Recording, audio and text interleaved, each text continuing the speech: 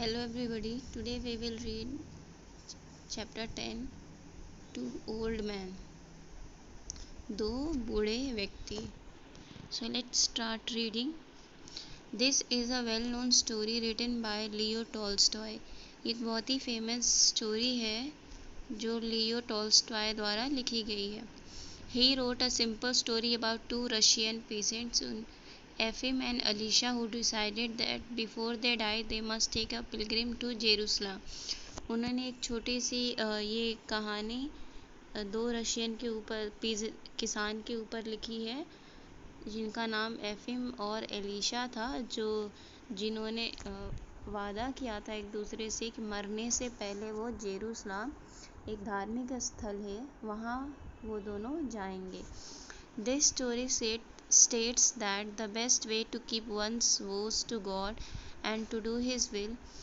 ये स्टोरी से हम ईज़िली समझ पाएंगे कि मानव का सबसे अच्छा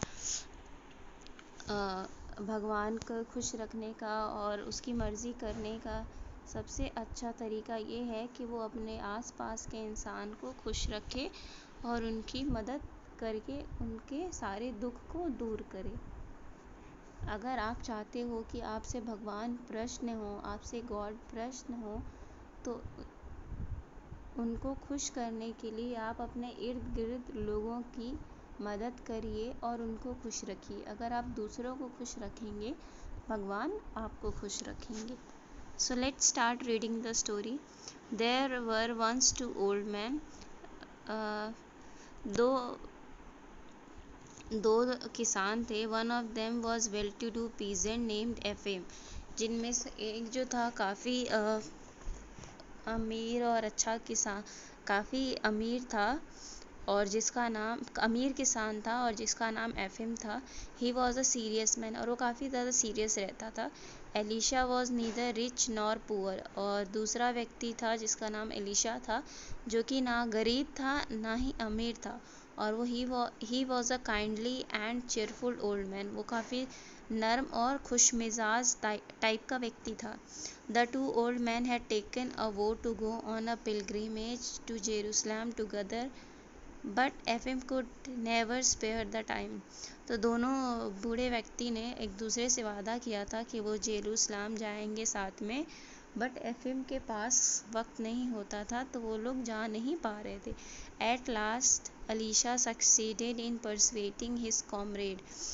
अंत तक एलिशा ने अपने दोस्त को वहाँ जाने के लिए मना लिया. Efim took a good sum of money with him. Efim ने अपने साथ काफ़ी पैसे ले लिए. He gave his eldest son definite orders about everything. और उसने अपने बड़े बेटे को सारी चीज़ों के बारे में ऑर्डर दे दिया. Elisha did not give any instruction to his family. और वहीं एलिशा ने अपने परिवार के किसी व्यक्ति से कुछ भी नहीं कहा. The old men had been walking for 5 weeks when they came to a district where the harvest had failed. तो ये दोनों व्यक्ति जो थे 5 हफ्तों तक ऐसे ही चलते रहे. अंत में वो एक जिले में पहुँचे जहाँ पर जो खेती थी बर्बाद हो चुकी थी. द पीपल वर ruined, और खेती बर्बाद होने की वजह से वहाँ के लोगों की हालत भी काफ़ी ख़राब हो चुकी थी. दे केम टू विलेज. उसके बाद वो एक गांव में पहुँचे. It had now grown hot, और अब जो है मौसम काफ़ी ज़्यादा गर्मी का हो चुका था. Elisha was tired out and wanted to rest and have some water, but Efim did not stop. मौसम गर्मी जैसा था जिसकी वजह से एलिशा जो है बहुत ज़्यादा थक चुका था और वो आराम चाहता था और कुछ पानी पीना चाहता था. और वहीं एफिम जो है नहीं रुका. Elisha turned to a small hut. He knocked at the door but nobody came. Elisha एक छोटी सी झोपड़ी की तरफ मुड़ा. उसने दरवाज़ा खटखटाया पर कोई बाहर नहीं आया. एलिशा एंटर्ड द हट. The door was open. He saw an old women, bare-headed and wearing only a single garment. Alisha जब कोई घर से बाहर नहीं आया तो अलीशा अंदर चला गया क्योंकि दरवाज़ा जो है खुला हुआ था. तो जब वो अंदर गया तो उसने एक बूढ़ी औरत देखा जो जो जिसके सर पे कुछ भी नहीं था और उसने सिर्फ एक ही कपड़ा पहना था near her was a thin wax coloured boy, और उसी के पास में एक काले रंग का वैक्स कलर का एक लड़का था, who was asking for something to eat and crying bitterly, और वो जो लड़का है कुछ मांग रहा था और ना मिलने की वजह से वो ज़ोर ज़ोर से रो रहा था। The old man lifted her head and saw the stranger, तब उस बूढ़ी औरत ने अपना सर उठाया और उस अजनबी को देखा। What do you want, said she, we have nothing, तो उस बूढ़ी औरत ने आदमी को देख के पूछा कि अरे तुमको क्या चाहिए, हमारे पास यहाँ कुछ भी नहीं है। I came in for a drink of water, he said. No, we have nothing. My son is dying outside and we are dying in here. We have nothing to give you. Go your way. तो उस औरत Elisha ने कहा कि अरे मैं यहाँ पे पानी पीने आया हूँ। तो उस बूढ़ी औरत ने कहा अरे नहीं, हमारे पास कुछ भी नहीं है, मेरा एक बेटा बाहर मर रहा है और हम लोग यहाँ मर रहे हैं, मेरे पास देने के लिए कुछ भी नहीं है, आप अपने रास्ते चले जाओ। The little boy had ceased crying when he saw the stranger. तो उस जो छोटा सा बच्चा था उसने रोना बंद कर दिया अजनबी को देख के। But when the old woman began to speak, but जैसे ही वो बूढ़ी औरत बोलने लगी वो फिर से उसकी बाजू पकड़ के रोने लगा। ब्रेड ग्रैनी ब्रेड, और चिल्लाने लगा कि कुछ खाने के लिए दे दो ग्रैनी, ब्रेड, हमें ब्रेड चाहिए खाने की। Elisha was about to question the old woman when the man staggered into the hut. He fell in the corner near the threshold and said, Illness and famine has seized us. Elisha उस औरत से कुछ पूछने ही वाला था कि तभी उसने देखा अचानक से आदमी एक लड़खड़ाता हुआ झोपड़ी में आया और दरवाजे के पास कोने गिर गया। और वो आदमी जो है कमज़ोरी से बोल रहा था कि बीमारी और भूखमरी ने हमें घेर लिया है। Elisha took out a loaf of bread and handed it to the boy. Elisha जो है अपने बैग से एक ब्रेड का टुकड़ा निकालता है और वह उस लड़के को दे देता है। The little girl came out from behind the oven, और वहीं एक छोटी सी बच्ची जो है ओवन से बाहर आती है। Elisha gave her also a slice, और एलिशा ने उसको भी एक ब्रेड का टुकड़ा दिया। Then he gave another piece to the old women.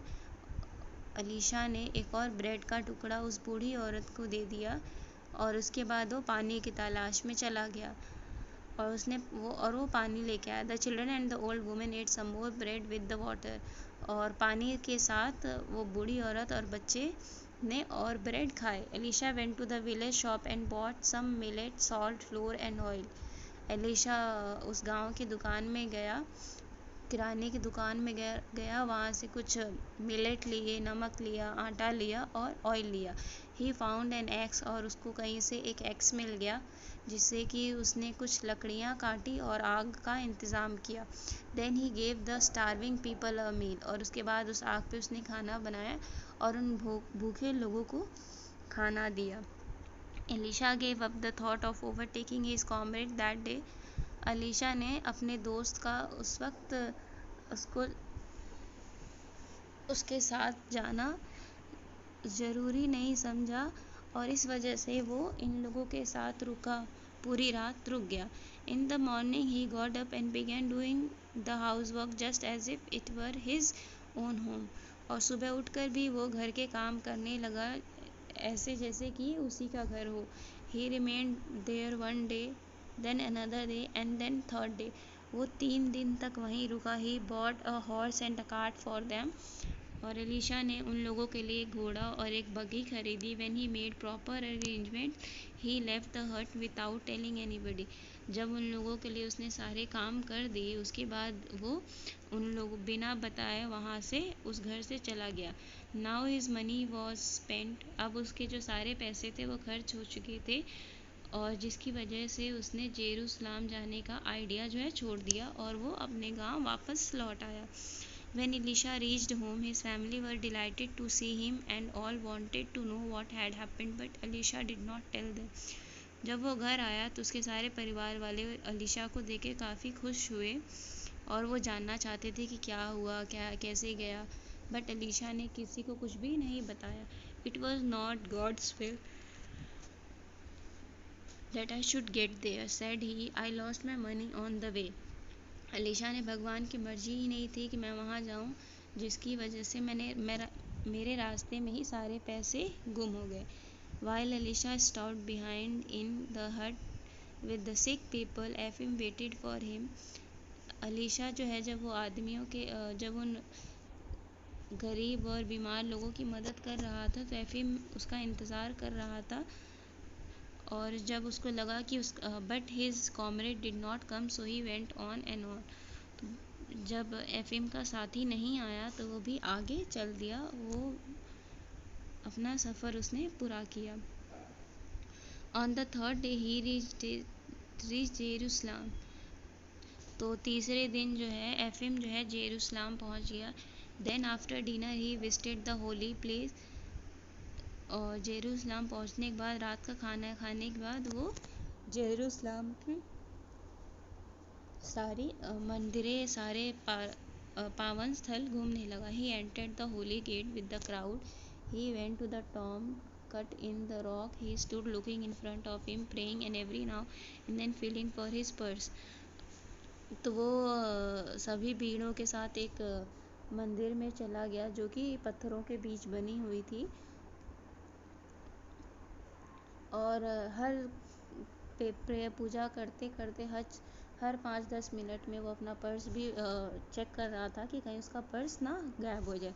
He stayed there gazing into the little chapel in which was the holy sculpture itself with 36 lamps burning above. As it stood looking over people's head, he saw something that surprised him. तो वहीं पे उस पावन स्थल पर एक कुछ